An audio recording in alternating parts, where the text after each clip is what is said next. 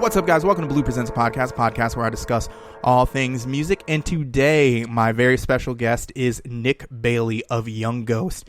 And man, we get to talk about, things going on in the world currently. We also get to talk about a few bands that Nick's been in, Mouths of Lions, Rejoice the Awakening. And then obviously we talk about Young Ghost. And this was a great conversation, man. I love this guy. He is like a brother to me, man. And everybody in that band, Young Ghost, are like brothers to me, man. I love those guys. And if you're looking for some new music to listen to, check out their new single, Worthless. Just a great episode. I love this episode so much. But before we get started, man, if you have a show idea or you'd like to be a guest on my show, please reach out to me, Facebook and Instagram at Blue Presents a Podcast, as well as you can find me on Twitter at Podcast of Blue. Sit back, relax, and enjoy this show.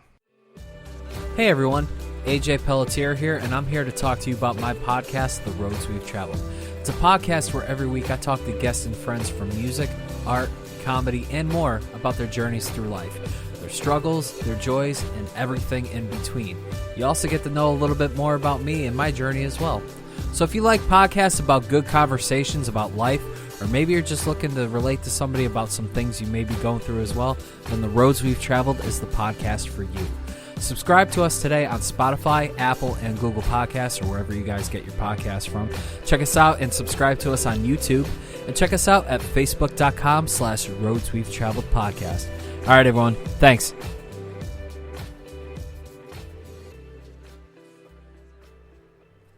What's up, guys? Welcome to Blue Presents a podcast where I discuss all things music.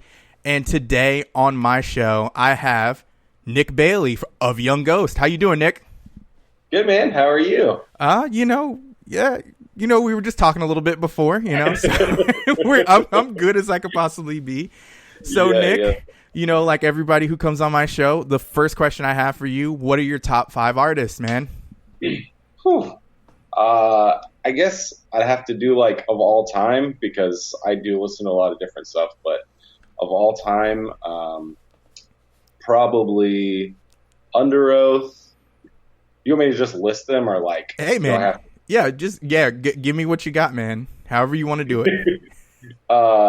Just Under Oath, I guess, is super influential on me since I was like 15. Let's see. Architects, because they're incredible and always have been. Okay. Norma Jean is what got me into heavy music in general, but due to recent events, I have to say just their first album, because that's the one with Josh Scoggin, and I can't really mess with anything after that right now. Yes, sir. So, yes, sir. Understood. That's the one that really was the biggest one to me anyway. So, yeah. Then, let's see. Oh, I didn't even say Linkin Park, because they were like the bridge from like radio like music to more underground stuff, and still one of my favorite bands I listen to all the time, hugely influential on me. And then last, I want to do like something different, like, so I'm not just like rock music, heavy music, blah blah blah, but I guess I'd have to say He Is Legend. They're not like super big, but they've always been around and always like written great music and have so many great albums. I feel like they're really underappreciated, and they should be way bigger than they are. But yeah, just from their first album on, like, all their stuff has been great, and like I listened to them when I was like 15 and haven't stopped. So I think that's 5. Yo, that is 5. White Bat is so underrated as an album. It's like, I don't even know how to explain it, man. It's one of my their new album. Yes, yeah, it's one of my favorite albums. Yeah, no, I wasn't expecting to and enjoy it as much as I did after I heard the first single, because you know how like you usually hear a song and it's like, okay, that's it, that's the good song, that's it, nothing else. And then the record. They put out good albums, yes. Like not just a couple singles. Like the whole album really works well together, and like they don't really put out bad songs, you know. I can't think of a time where I was like, yeah, that was a terrible decision on their part. It's weird, but it's not bad. No, it is weird. And the ability to blend rock with some, like, oh man, there's so many influences there, man. We could do a whole show about just He Is Legend and the influences for real. Yeah, you're really good. So it's like Alice in Chains, but like mixed with like poppy, like smooth stuff too, and then like metal riffs and it's just like it's a weird assortment of things. You know what the sad part is? I don't think they'll ever be appreciated until they're fucking gone and we don't think about them anymore. And that's when everybody be like, you remember He Is Legend? They were great. He just be like, motherfucker, I was there from the beginning. Anyways, so basically, Nick, my podcast is about a journey into music and how it affects all of our lives, because it does. So how did it start for Lil Nick? Wow, Little Nick. Like, how did I get into music in general? What got music? you? Well, I mean, I would say, like, if I had to say, it would be like, what got you to where you are right now? Like, what were the beginnings for Nick to go, yo, I want to do this, and then I want to do it myself. You know what I'm saying? I want to. Yeah. I think at some point my parents got me an acoustic guitar when I was like 13 or something, and I don't think I played it for like 2 years. And then somebody started teaching me like Nirvana songs, and then I started writing stuff that sounded like stuff that I liked, and then tried to, start a band in high school and played some shows with your old band, and then, moved at some point from guitar to vocals, and then back to guitar, and then kind of just like back and forth for a while. And now I kind of do both, but mainly like sing in a live format, but I still play guitar, write guitar, and all that kind of stuff. But yeah, just started with like getting a guitar and then just trying to like emulate stuff that I liked, and then trying to create stuff that was somewhat original, Mm-hmm. So I'm thinking about back when I first met you, and I want to say I met you at a show at a church. I want to say that's how. Yes. I don't know why. I'm trying to think back. Because my memory. Yeah, go ahead. I remember playing at the Imperial with Beneath a Burning Sky. I think it was with like Amur and like that band Means. I don't know. That's all. That's the only thing I really remember. Because I'm pretty sure I remember like you and Kyle Hoffer mainly like being there, or maybe playing the show. I'm pretty sure y'all played. I can still kind of see the flyer in my head. That's interesting, because for some reason I've always had this thought that I met you at a church, and I swear you were playing guitar for Second Thief. What? No, never. No way. They were really cool. I'm not saying like no, they suck. No. Yeah, I don't know why I had that thought process. We played like quite a few shows with them. Like they kind of took us on like little runs or whatever with them sometimes. Yeah, No, definitely never played. So I'm taking a guess. If it was at the Imperial and it was Beneath the Burning Skies, then it was Mouth of Lions, right? Yes. Yeah. All right. Yeah. With your boy Aaron. Yeah. Yes. Yeah, I love Aaron. So talk a little bit about Mouth of Lions, man. Let's start there, man. Let's go there. How did that get started, and how did it go? I think I just like started writing some terrible guitar riffs, and then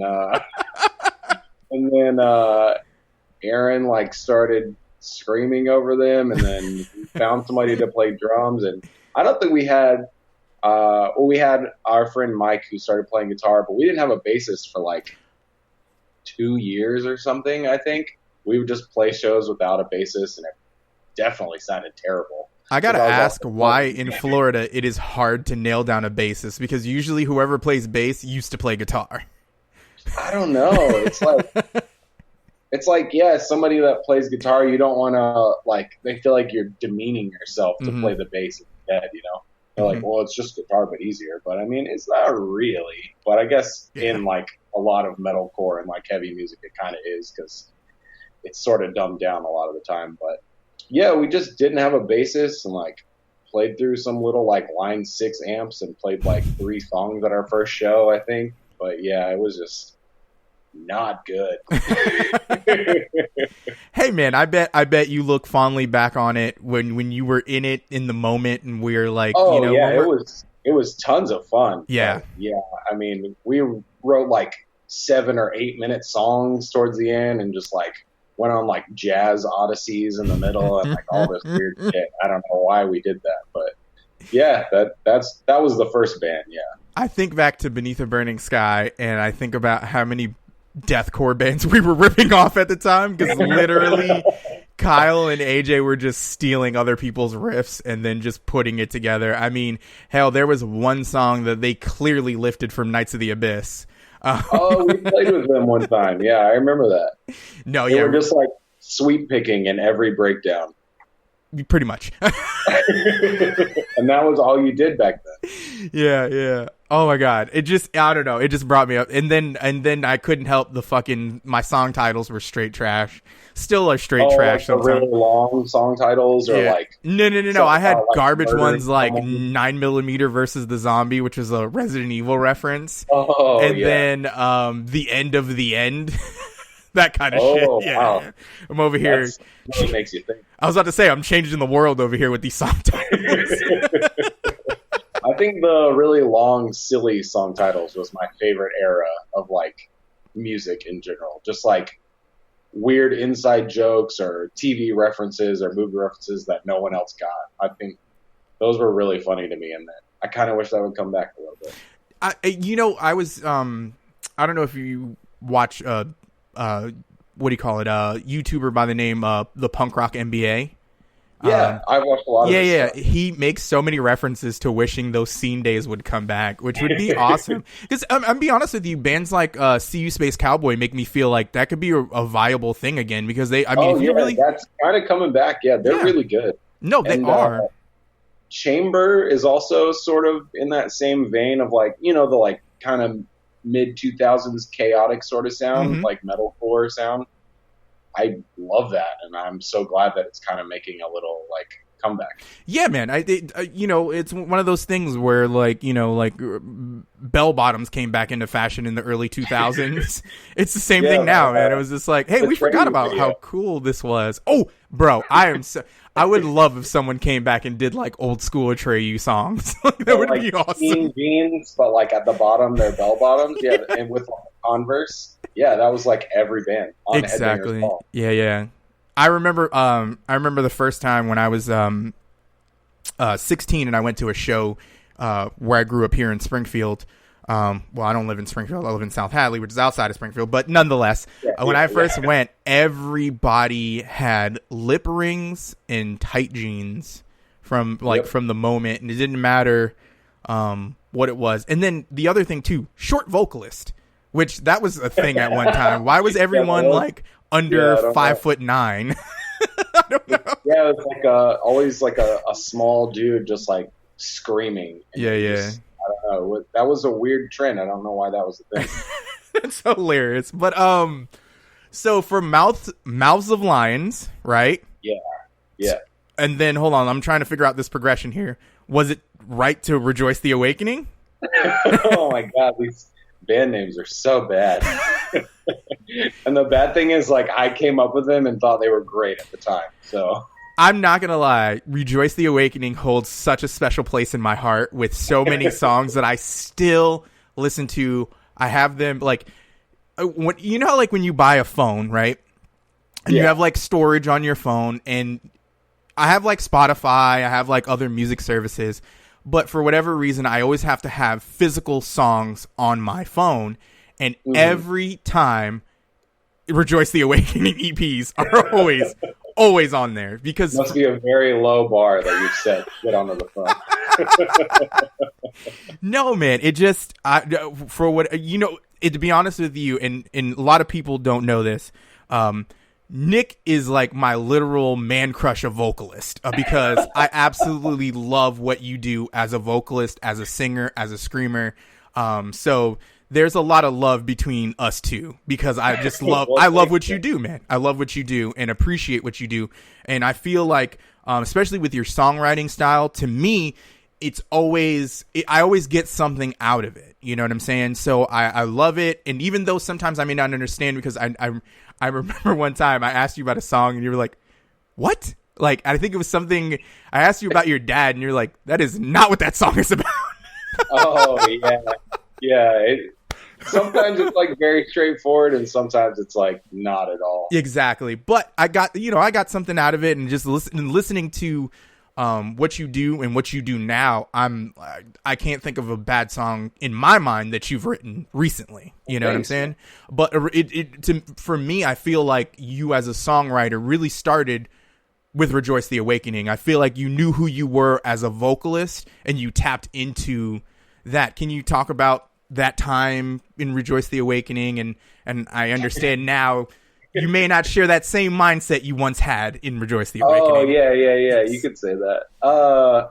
Well, I mean, there was like one practice with Mouths of Lions where something, like one of our guitarists was quitting or something, and I was just like, I don't really want to play guitar anymore. Like, we had started doing Rejoice on the side, and like it just happened to work out where like Aaron started playing bass instead of doing vocals, and I started doing vocals. And like, yeah, I guess at the time, like, I just wanted to write like really like catchy choruses and like, you know, heavier verses and like all that kind of stuff, but more straightforward and not like 8 or 9 minutes long, more like 3 to 3.5 minutes, like normal songs. Yeah. But yeah, I just wanted to write like really positive stuff. And like at the time, you know, I was very much like a believer in God and all that. And I always thought that like worship music and stuff directly talking about God was really corny, even when I did believe in it. Mm-hmm. So I tried to stray away from that and just be like more on the positive, like uplifting side, and not so like, you know, preachy worship type stuff. So yeah, that's basically what we were doing the whole time. Rejoice was a thing. And then also just talking about, you know, my own personal stuff with relationships or struggles that I have and all that kind of stuff too. Yeah. But yeah, I mean, I just wanted to write more like straightforward verse chorus repeating stuff instead of trying to squeeze like 30 riffs into a 11-minute song or something. So yeah, that's kind of how that happened. Yeah, man. And that first EP, if I'm not mistaken, Beautiful Creatures was the first EP. Yeah. The one thing that I loved about that is the atmosphere that was on the record. There's so many things that you guys did on that record musically that was absolutely amazing, and then how you tied your vocals into it, I thought was great. You know what I'm saying? There were some like production issues, I will say, on that first EP. It wasn't, you know what I'm saying? It wasn't as good as like Dark Waters, and for what it was and what you guys did on that record, the atmosphere was absolutely amazing to me, and I absolutely love it. And I think that's why I go back to that EP, because I think it's that style of emotional metalcore that I really like, and you guys executed it in a way that I thought was just absolutely amazing. It's how I feel about Dayseeker, where they provide something more than just, okay, you've got positive lyrics, you've got catchy riffs. You guys gave a tone, you guys gave an atmosphere, which is something in any band I've ever been in, I try to want to go in that direction. I don't think it's because it's artsy, but I think it's just because it means more. It feels real. It feels like something you want to believe in, because, you know, you can feel that emotion, you know, whether it's slow, repeating chorus, intro, you know, type stuff that just kind of slowly builds up and then gets into the song, and how the heaviness of the song and stuff like that. Like I said, it's just one of those things that just kind of made me excited about that. Thanks, man. So let's talk about, like, you know, what happened to Rejoice the Awakening. What kind of put that nail in that coffin? Because, like I said, your mindset kind of changed from that point. Was that a part of what ended Rejoice the Awakening? No, not really. We kept having like member issues, like trying to get a drummer or whoever, and like we went through a few different people playing drums and guitarists also. It became like a revolving door of people, and it was kind of like me, Aaron, and our guitarist Sean keeping it going and trying to find other people to do the other things. And at some point it just felt like we were kind of done, and it just felt like we were trying to keep something going that it just didn't feel like we should. Yeah. Because it was just, I don't know, it was just like a feeling that it was done and you just needed to move on. It wasn't really anything to do with like what we believed or didn't believe or anything like that. It was just a personal thing between us that we were like, this is really cool. We like the music, but it just feels like we've hit a wall and it seems kind of pointless to keep trying to make something work that's clearly not, you know. Yeah, it's like a bad relationship. You keep, trying to make it work. It's just like, I love you, baby, but this hurts. This hurts. Yeah, exactly. It doesn't, there's like a certain feeling when you start a band and like everyone's clicking and you're writing music and it's really cool, and then over time sometimes you just kind of lose that, and it's hard to plug someone else into that slot and get that same vibe and feeling and everything, and it wasn't working. And rather than trying to push on and like hope it gets better, we were just like, I mean, we never were like big by any means, but we had fun. We like went on some tours and like enjoyed what we did and like the music, and that was like cool enough, and we could all go and do other things and be happy that, we went to Oklahoma and like saw snow for the first time because I'm from Florida and hardly ever left. So exactly. I mean, stuff like that is really cool and still good memories for me, even if, we didn't get signed and like play on the radio or whatever. That stuff doesn't really matter. I mean, that's awesome, because I also feel like because of being in Jacksonville, Florida, I think us as musicians, we were gifted some great opportunities for some particular bands that we were big fans of. And I feel like a lot of times bands come through Jacksonville, and you get special opportunities, whether it's playing or opening for a band. Like when I was in Wings of Victory, we opened for Parkway Drive, and oh yeah, that's awesome. Yeah, we've played outside the Amway Arena on the what's that? Music is a Weapon with Disturbed and Killswitch Engage and Lacuna Coil. Yeah. And then it's actually the last time. What was this? 2009. So it was actually I want to say is the last time I saw Mitch from Suicide Silence before he passed away. Wow. And actually, interestingly enough, that was actually the day I found out that my ex was pregnant with my son. So, like, on the same day of me playing this giant show, I get to meet someone I really like, and then on top of that, find out that I'm bringing in life to this world. That's a pretty good day. Exactly, man. So, but I mean, talk about like the Florida scene, man, because I feel like I keep telling people, especially up here, I will always sing it. Jacksonville is my home, and I feel so close in love with Jacksonville. And it really started with the music scene, man. That's how I met everybody I know in Florida, is because of the I'm thinking because of the location and just how like open and loving everyone is in that area when it comes to the music scene, Yeah, I mean, I've met so many people, like Kyle, our drummer, like, Kyle Smith, Mike, pretty much like everyone that except for the first band, like people that I still see at shows when they happen. There's like the same people. It's just, I mean, especially back in like, whenever I started going to shows like 2005, 2006 or whatever, like the heydays of, like metalcore or whatever in Jacksonville.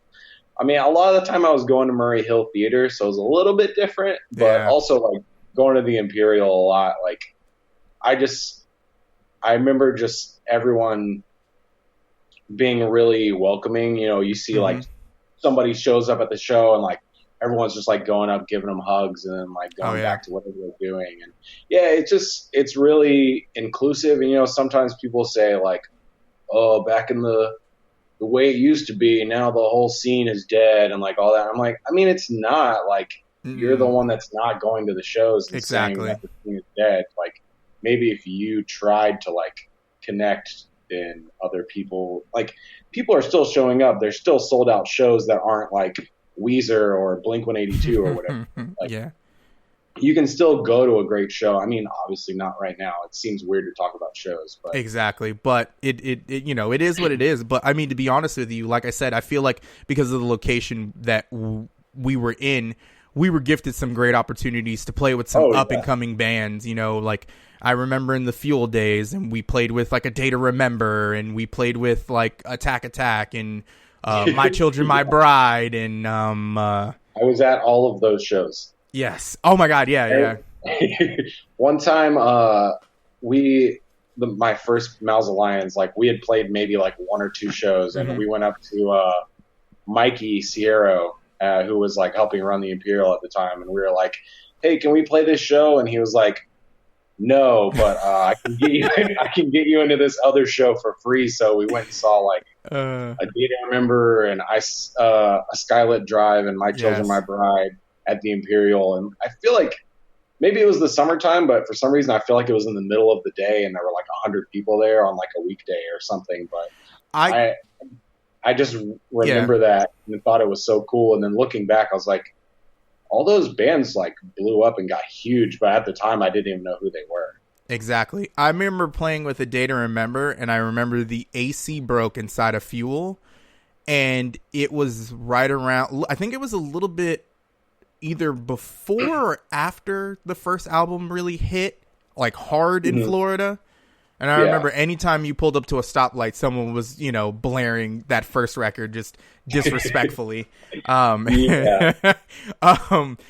I remember there was like so many kids sweating on top of each other. And I remember this was like, I think this was Wings of Victory's first like huge show. And we were just like, we're fucking amped. We're like, oh, we're good. Oh my God. You know, and then we ran out there. No one knows who the fuck we are, but they acted like we were the biggest fucking deal in the world. And it was. It was that awesome feeling of just like, these dudes don't know who we are, but they're about to remember the shit out of me when I'm done with this set. It's cool to play to a crowd like that. Yeah. Because, you know, a lot of times you play like local shows and you know most of the people, but when you open up for like a bigger show where it's a lot of people that don't normally go to shows, or even like, you know, younger kids or whatever, they don't give a shit like if you're huge or not. They're just like stoked to be at a show. Exactly. So you could honestly be terrible and they'd still be stoked. So that's pretty cool. No, and I mean that's like that's the beautiful thing about that. Here there is I find it more in Connecticut than I find it here in Massachusetts. But their scene is kind of, it's a little unique. It's a little bit different because there's so many different styles that they play. You can go to a show and hear a doom band with a stoner rock band with a metalcore band with, you know what I'm saying? Like there's. Oh yeah. Those kind of shows are really cool. I like when it's not just like hearing almost the same band play like back to back to back, you know? Yeah. Whereas you get like, you know, certain places you get like a hardcore band and it's like hardcore. We're not going to differentiate from what it is. The one thing I have yet to see here, I have yet to see a Connecticut or Massachusetts pop punk band, which I'm sure they exist, but I have yet to. I was going to say I have yet to see one. Maybe that's just a really big thing in Florida for some reason. I don't know. No, I mean there's some here. I mean, you know, we've got, you know, the big ones, 4 Year Strong and. You know, but nothing. I don't see anything on a local level where you see pop punk bands. You know what I'm saying? Where it's a little bit more. 4 Year Strong's pretty big for pop punk. No big deal. Yeah. But I mean, so we're talking about the music scene, but there's something else Nick is exceptionally great at. And if anybody who's seen the logo for my show, which was designed by my good friend Nick, and as well as singles for my band Miserycord, and before that single for my band oh my God, Years of Vengeance. Yes. Wow, you didn't even know the name my God, I feel bad because I actually really like that band and bad things happen. But anyways, so let's talk about, how did you get into the world of design? How did you find the time to be not only awesome at being a vocalist, you turned around and had the audacity, you son of a bitch, to be good at design as well too. So talk about that. I wish I was as good at those things as you seem to think that I am. I never feel like anytime I get something from you, and this is like, I keep saying this, man, you got to know people who are just going to work for you and see your vision and then exceed the vision. So anytime I've ever worked with you, Nick, I always feel like you see the vision and then you exceed it. So go ahead. Sorry. Well, thanks, man. You're so nice. I think I just like wanted to do a design, or like somehow saw a video of someone doing graphic design, and I was like, it just looked interesting and fun, and I thought that maybe I could do it. So I just got Photoshop and like legally got Photoshop. I'm not doing it. Yeah, I got Wink. it, and then just like, no, for real though.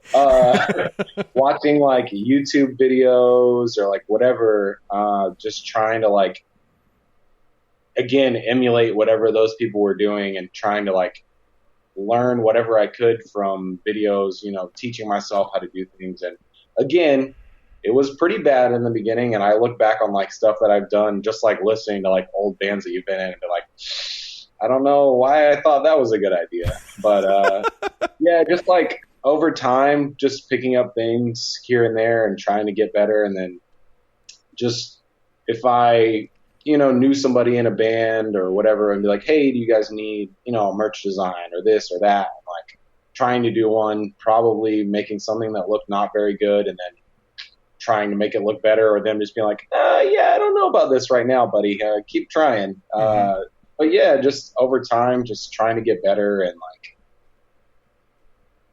I don't know. It's just something that I wanted to do, and I enjoy it, and I can like make some money on the side with it. Mm-hmm. So, I mean, it's pretty cool, and I like doing it. So if I could do that like all the time and that be my career, I'd be super happy with it. No, and like I said, you do an absolutely amazing job. Anytime I need something, and when I moved over here, you were one of the first people I reached out to when I needed something in the way of like any type of graphic design. So, and you're always the first person I hit. I think every band that I've pretty much been in up here, I don't think I've gone to anybody else except, there was the EP artwork that we were working on. And it was my drummer who reached out to someone, and he had a friend do it. But pretty much anything I've ever done band-wise, I've always reached out to you. So if anybody's looking for some graphic design, if you're in the Connecticut, Massachusetts, Florida, or wherever part of the world you're in right now, Nick Bailey Designs on Instagram, and I believe it's nickbaileydesigns.com, right? Yeah. Yes, to see his portfolio. Exactly. Yeah, that's what's cool about design stuff too, is like anybody from around the world can send me an email, and like I've done stuff for like some band from Japan, and then like a band from Wales, and like just all around the US and everything. Like it's cool just talking to people, and then the greatest thing is just like doing something, sending it to the people, and they're like, this is exactly what we wanted. Mm-hmm. Boom, you're done.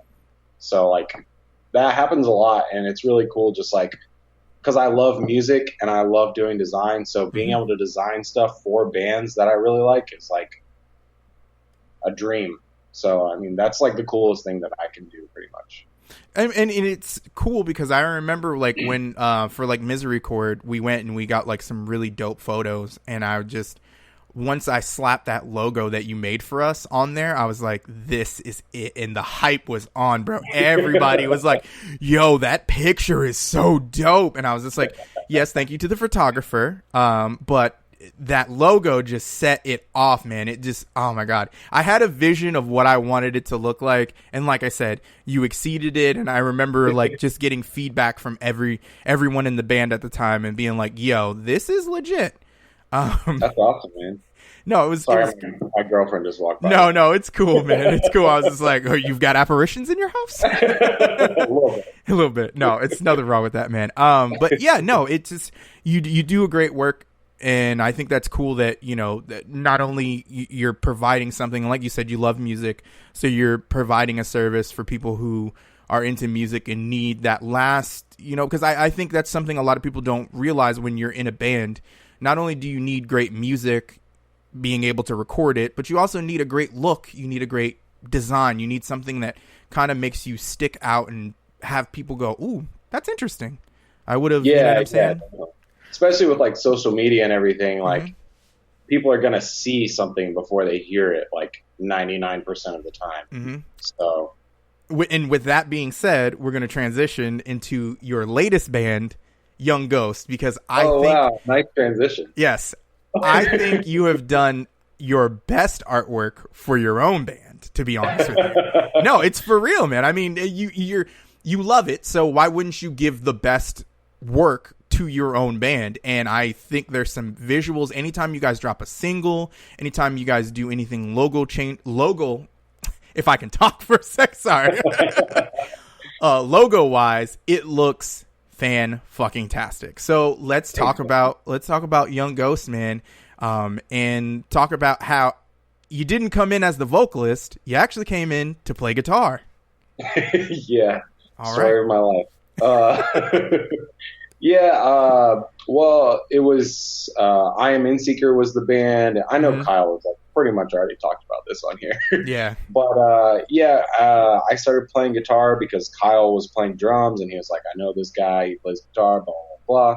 And I was like kind of apprehensive about it at first because I didn't really know the music and wasn't really like something I was into at the time. I don't really know what I was into at the time, but I was kind of like, yeah, I mean, I'll play guitar, not wanting to be like, yeah, I'll be in the band, but like, I'll play guitar for now. And then just like, it ended up being really fun and really cool. And we wrote a couple new songs and like, but then things just didn't pan out with certain members. And then we're just kind of like, I think this whole like I'm Inseeker thing is kind of done. So maybe we can do something else and like kind of switch things around, switch to a little bit like different style, but we still had essentially all the same members. I was still playing guitar. Our guitarist for I Am Inseeker, Josh, he left, and then Charles started playing guitar for us. And Adam was doing vocals, but then some things happened. It didn't work out, and I had like again, I had a side project that I was also doing because I felt like there were just things with Young Ghost at the time that it felt like things weren't really moving forward and certain people weren't taking it super seriously.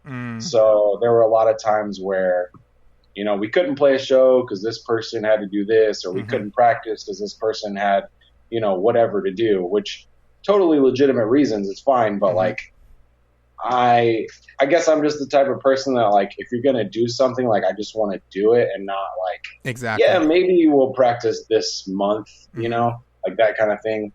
So, basically I just ended up merging together my side project, which was called Wind Chaser at the time, and then Young Ghost.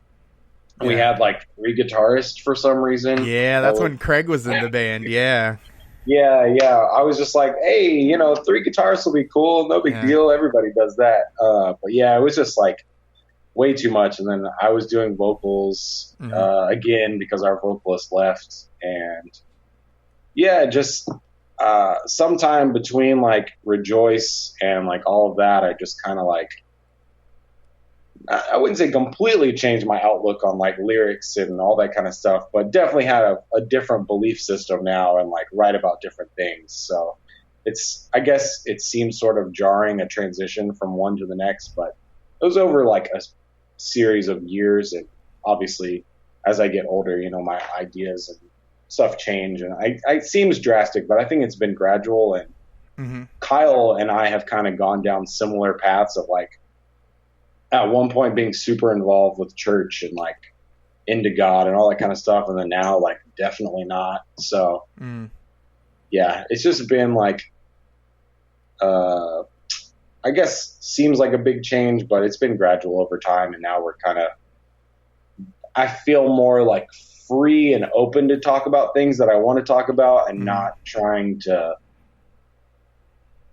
create lyrics that I think are going to please people or like not, I don't know what the word is, like restrict yourself games or something. Yeah. I don't really know. Yeah. I can't find the words for it, but like basically just being able to say what I want to say and like address things that I feel like are important and should be addressed rather than just being like, hey, go out there and do your best, everybody. Like, trying to be real and like, yeah, talking about things that I really care about, I guess is what I'm trying to say.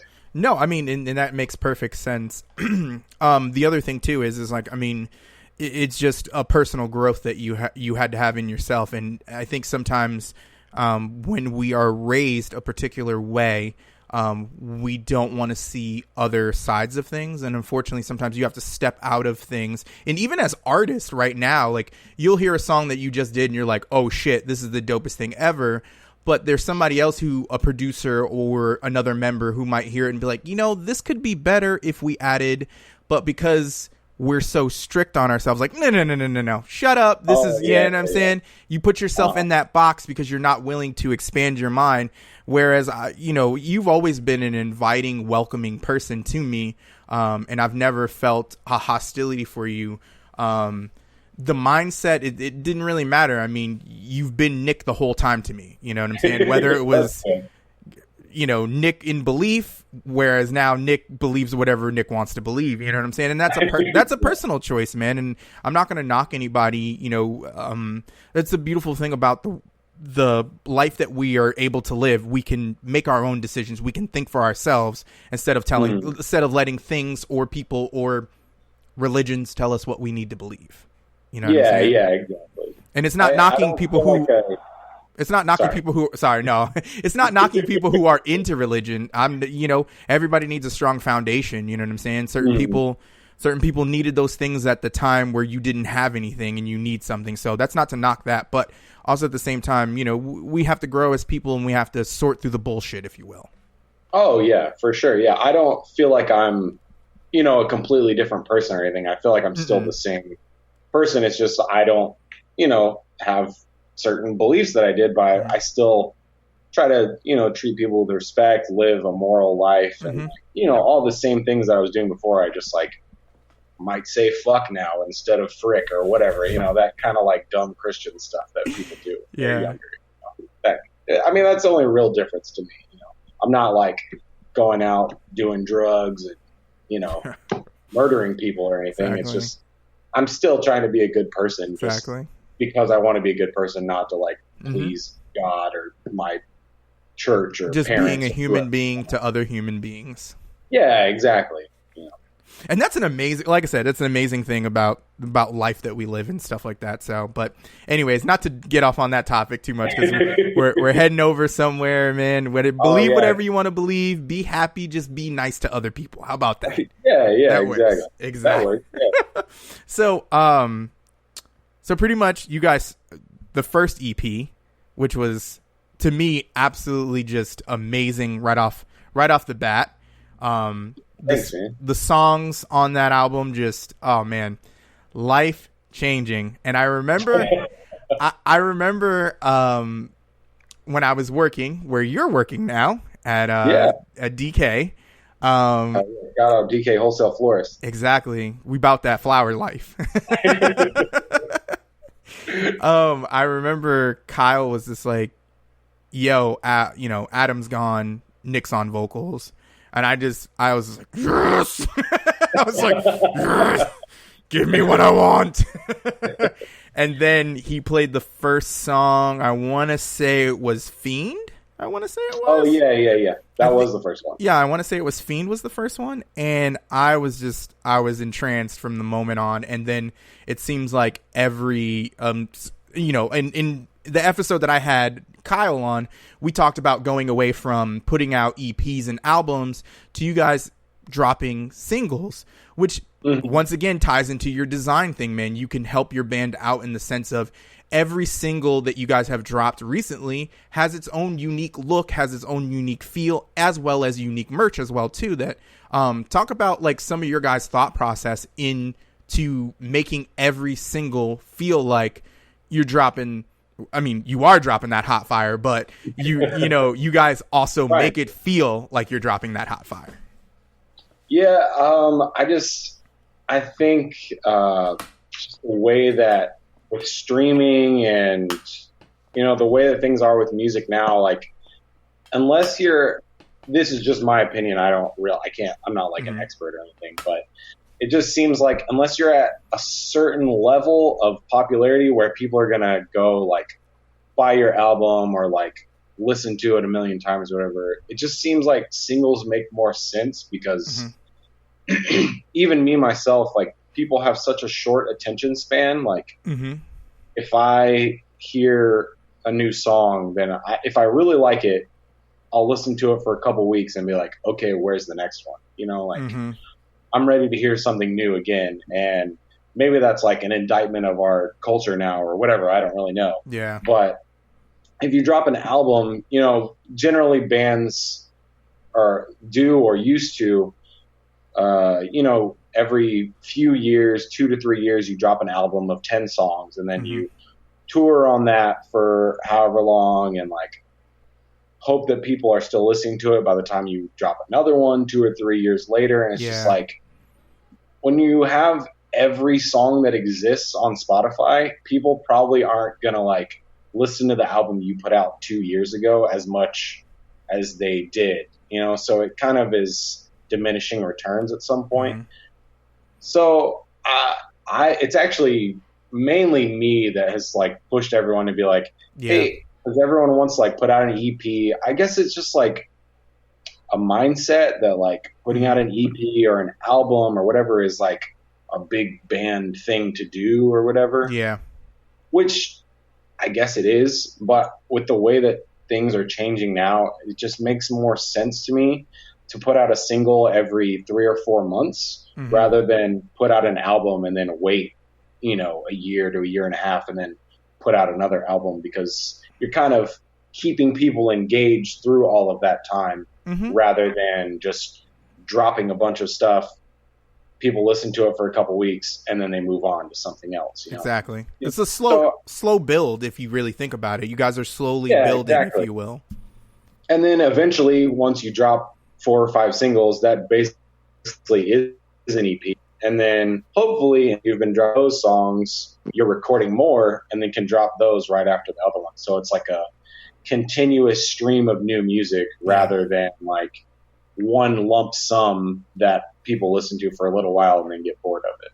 Yeah, no, and I know a lot of artists who, like, even on like the level that you guys are on, really emphasize the album, and then also the other thing too, and I say this pretty much every show, is, you know, having a producer who sees the vision of what you do, and being able to not only produce great music, but have someone actually look at what you guys are doing, saying, hey man, this is great. Let's add a few things. Let's polish up a few things. Let's try a few things to get you guys. And I feel like the last few singles you guys have dropped, Watch You Choke and Worthless right now, they almost sound kind of different a little bit. You know what I'm saying? They have that same feel, but they're almost like it's 2 different songs, and it's not weird because you guys aren't putting this on a record for someone to go, yeah, man, that record was good. But then they went from like metalcore to like hardcore. What the fuck was that? You know what I'm saying? Whereas you're giving everybody's getting a little taste of everything. And it also shows multifacetedness of what you guys can do stylistic wise. Because I mean, like you said before, you know, it's cool to see, you know, bands, but if it's, you know, hardcore, you're not really enjoying, because you're more than just hardcore. You know, you can do hardcore, you can do metalcore, you can do atmospheric or emotional, or, you know what I'm saying? And I definitely feel some artists kind of get hung up on that vision, you know? Yeah, I think it's better to have a good amount of variety in your sound. I mean, I don't want to hear the same song 10 times, you know, but still trying to make it sound cohesive and like it's the same band. I think that's like a tightrope that you have to walk, and it's sometimes, you know, it might sound like Watch You Choke. We always just called that the weird song because it's so different from everything else that we put out, and we almost like didn't even record it or put it out or anything. But after a while, like tinkering with it and changing it, we realized that we all really liked it because it was different, and that's why we put it out first, because we thought it was cool and different than everything else that we've done, which is nice because you don't have to like we don't have to say like, oh, is this Young Ghost enough for us to, put it out? And that's even weird. You have to check that. Like, that's weird because some people get complexes about like certain. Like I said, once again, you get an artist who just kind of like has this vision where it's just like, this is how we're gonna do it. We're gonna drop 2 albums and we're gonna do this. We're gonna do that, and then it's just like, okay, calm down, take a chill pill for a second, and explore the genre that you're in. And I think that's the great thing about music. As it continues to go forward, particular artists are exploring parts of genres that don't make sense. Like the whole, like, well, as of the last few years, you've been hearing that R&B influenced metalcore. If you hear it, it's like, it's been like a big deal. Issues, Slaves, other bands in that genre. And now I feel like we're getting to a point where hardcore. I mean, even guys like the Acacia Strain are kind of reaching out and trying different things. If you think about it. Oh yeah, you know what I'm saying? They put out that basically doom album, and then turned around and gave you some fucking deathcore for your life. You know what I'm saying? Like, insane. Well, especially when you've been around as long as they have. I'm sure you get tired of. You can only tune your guitar down so low before it's like you got to do something different. Yeah. Which is really cool, and I'm glad that the genre and the scene is like opening up to other ideas, and like the lines are sort of blurring between, like nu metal is very big, like in a lot of bands, like, Cane Hill, Afterlife, like nu metal core is kind of a big thing that has been happening over the past couple years. And I think that's really cool because I love Linkin Park and I love heavy music. So like, I'm all about it. Or like Limp Bizkit or whatever, that kind of stuff is sort of making a comeback and mixing with heavy music, and I think that's awesome. I mean, and there you go again, Nick, providing a perfect segue to talk about Lower Order. Oh man, you are killing it today, man. Who told you to be this conversational? I did. I mean, I'm just reading the script, man. I'm just reading the script. So let's talk about Lower Order, which is a side project of yours that's very, very Linkin Park influenced. I was listening to it at work one day, and some guy goes, "Is that a new Linkin Park song?" I was like, "Nah, bro. Nah, you wish it was, but nah." I wish there was new Linkin Park songs, yeah. Exactly. So what's going on with that project? You dropped the one song, and I absolutely love it. Yeah, that's pretty much it. I just really wanted to record something because I don't know. I write songs on my own, and like they're of varying genres, and it was definitely not like Young Ghost enough to be a Young Ghost song, and I just like wanted to put it out. So yeah, I just put it out, and like I didn't. I wasn't expecting like anything to happen with it, which nothing happened with it. So it's totally cool. But yeah, I just wanted to do it. And, I might put out another song someday that sounds completely different. But yeah, it's just, I just really like writing music. I enjoy it. And sometimes I'm like, this sounds like an actual song, and maybe I can put like some like fully like flesh it out and record it and put it out and see what happens. And it's just fun for me. It's like a hobby, and if people like it, that's cool. If not, like, doesn't really bother me because it's something that I like. So I mean, that's all I really care about. And that's a great thing about being an artist who not only can do vocals, you can actually play music. I wish sometimes I took the time to learn how to play an instrument or two. Yeah, I managed to try to play bass and sucked at it hard, and just kind of discouraged me. Yeah, at one point, I think I swear at one point I offered to play bass in Mouth of Lions to you one time. I think we had a conversation about it at Murray Hill one time, and you were just like, "Yeah." I cannot imagine not taking you up on that. Yeah, so I find it hard to believe that. No, it just that's one of the things that sometimes I sit back and I look, but I do work with someone on the side, and like I was telling you before we started talking, I am working on some stuff coming out. I just don't know when because of obviously what's going on in the world right now.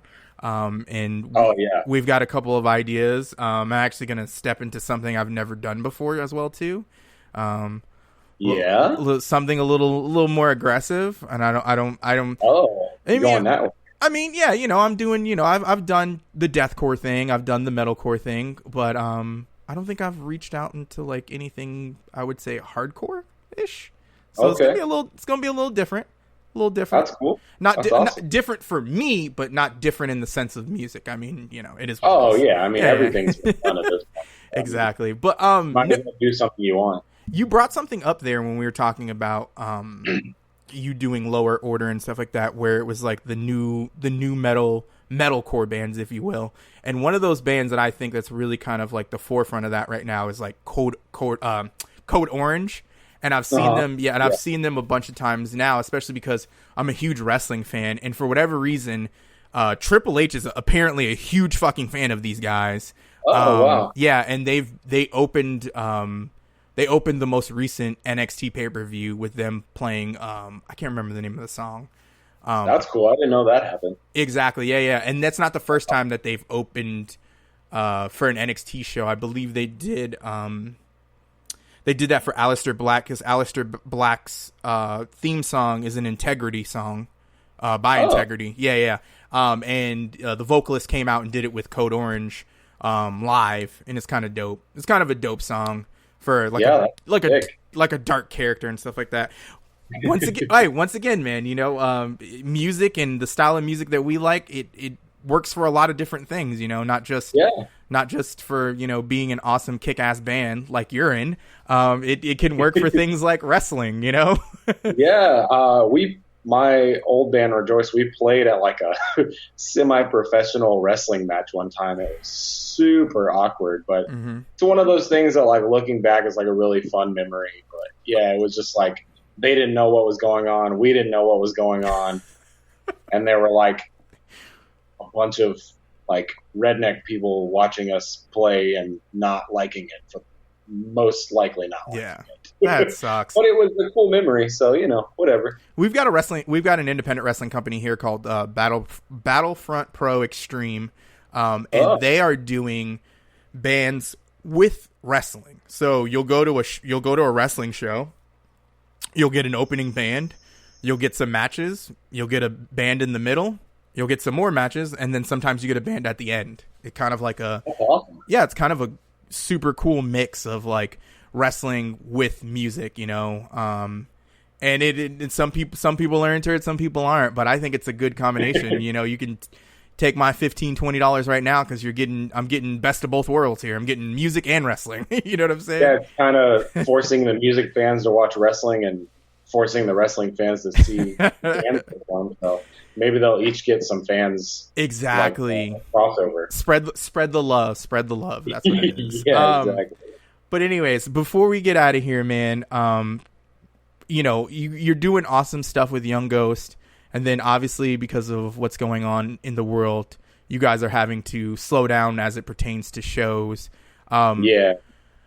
Does it look like how's Florida looking these days? They opening it up a little bit fast. They seem like they're opening a little faster than us over here. Yeah, we're still not really going anywhere. Mm-hmm. Like, we just stay home and like cook food. We don't go out to eat like 99% of the time. And I mean, other than like going to some protests, like we haven't really been going out anywhere. It's like, yeah, still just staying at home as much as we can, just playing Xbox, trying to stay away from the world. So other than working, like, we don't really leave the house. But yeah, it definitely seems like they're trying to jump the gun on like reopening restaurants and tattoo shops and all that kind of stuff. So hopefully it doesn't come back to like bite us all in the ass, but I guess we'll find out. Yeah, man, it's going to be a lot of like dipping the toe in the water there for a little bit. And even though like the government is trying to open things up faster, it's still like precaution needs to be taken, Yeah, it's like almost like they care more about money than they do about their people. It's so weird. I'm just saying, they came out of nowhere with $3 trillion. I think we'll be just fine. Yeah. Like, you know what I'm saying? Yeah, if you can just sink that much money into nothing, I think you're doing okay.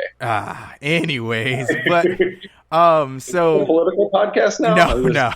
I am not going there, but yeah. Anyways, man, I appreciate you coming on, Nick, man. You've been. Thanks for having me, dude. Awesome guest. And real quick before we get out of here, man, if you want to know where to find Nick Bailey Designs, Nick Bailey Designs on Instagram, nickbaileydesign.com. You check out his portfolio, get some work done, and check out his band, Young Ghost, Facebook, Instagram. I think you guys have a Twitter. I swear you have a Twitter because I'm definitely following you on Twitter. We probably have one, but we don't post anything. Yes, Young Ghost. And if you're looking for some new music to listen to their latest single, Worthless, man. It comes with, what do they call it? A visual... Sorry. Getting a call. My bad. Dun dun dun. Time to speed this ending up. My bad. Yeah, no worries. Check out Young Ghost, Worthless. They have a visual video as well, which is absolutely stunning. Shout out to who made that video? Yeah. Effeleno Media. Oh. It's David Borges and his brother Elston Santiago. Yeah, I'm telling you right now, reach out to those guys if you guys are looking for videos that are unique and different. Those guys do some amazing work. Yeah, they're awesome. Definitely. EF on life backwards. Yes. But anyways, Nick, thank you so much for coming on. I appreciate it. I miss you, brother. I love you, man. I think you froze on me. I love you. What? Yeah, you froze for a second there. Oh, okay. You were kind of like stuttering. Oh, it says my internet is unstable. Oh, it's all good, man. But thanks for coming on, brother. All right. You take it easy, buddy. Yeah.